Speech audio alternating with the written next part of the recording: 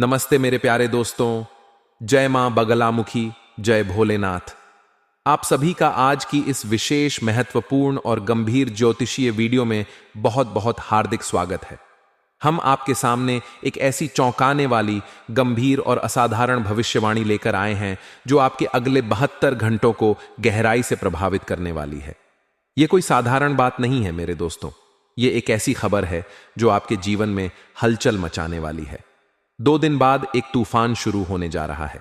यह तूफान आपकी राशि वालों के लिए विशेष रूप से महत्वपूर्ण है, लेकिन इसका असर हर राशि पर पड़ेगा। यह वह तारीख है जिसे इतिहास में दर्ज किया जाएगा।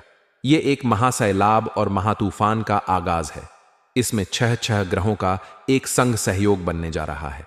यह एक भयंकर तूफान को दस्तक दे रहा है। यह वह तूफान है जो जीवन में 400 वर्ष पहले आया था। यह 400 वर्ष बाद अब आपकी राशि वालों के जीवन में तूफान का आगाज करने जा रहा है। 6 ग्रह एक संग महाटकराव और महायुति बनाएंगे। यह सब आपके चौथे घर में होगा। चौथे घर में यह 6 ग्रहों की टक्कर होने वाली है। आपकी राशि वालों के जीवन में इसका बहुत ज्यादा प्रभाव पड़ेगा। यह प्रभाव इतना गहरा होगा कि यह आपके जीवन की दिशा और दशा को बदल सकता है। देखिए, शनि आपके चौथे घर में 29 मार्च 2025 से ही विराजमान हो चुके हैं। यह शनि पूरे 2.5 वर्ष तक यहीं रहने वाले हैं। यह एक लंबा समय है। राहु भी 18 मई 2025 तक आपकी राशि वालों के चौथे घर में ही विराजमान रहेंगे। यह राहु अपनी चाल से आपके जीवन में उथल पुथल मचा सकता है। दूसरी बात निकलती है बुध की। बुध भी आपके चौथे घर में ही विराजमान रहेंगे। 7 अप्रैल 2025 से बुध मार्गी हो जाएंगे। पहले वह वक्री थे, अब वह मीन राशि में चौथे घर में रहेंगे। यह बुध आपके विचारों और संचार पर प्रभाव डालेगा। शुक्र भी इस तूफान का हिस्सा है।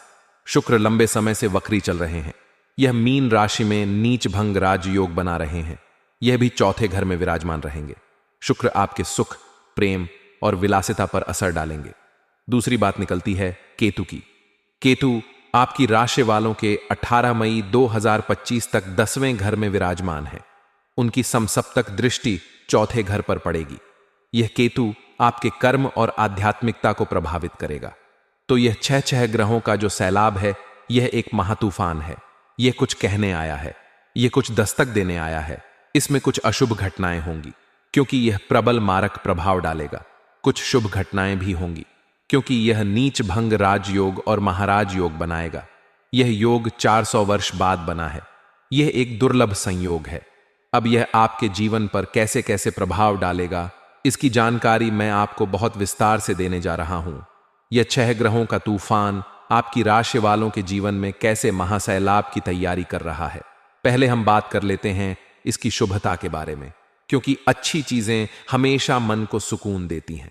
अच्छी बातें सुनने से आपका आत्मविश्वास बढ़ता है। तो पहले अच्छा सुन लीजिए। आपको बता रहा हूं कि शुभ सूचनाएं कैसे आपके जीवन में आएंगी। 6 ग्रहों का यह तूफान आपके जीवन में आकस्मिक धन लाभ के योग्य बनाएगा। यह धन लाभ ऐसा होगा जो आपने सोचा भी नहीं होगा। काफी समय से आपकी राशि वाले आर्थिक स्थिति को लेकर परेशान हैं।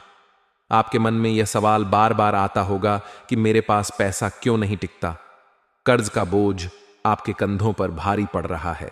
आप सोचते होंगे कि यह कर्ज कब खत्म होगा।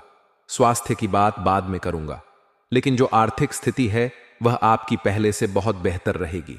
अब यह बेहतर कैसे रहेगी? आपको बहुत समय से काम नहीं मिल रहा था। आप जॉब की तलाश में इधर उधर भटक रहे थे। अच्छी जॉब मिल नहीं रही थी। आपने सोचा होगा कि कहीं कोई रास्ता ही नहीं है।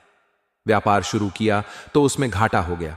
आपने मेहनत की लेकिन नतीजा शून्य रहा।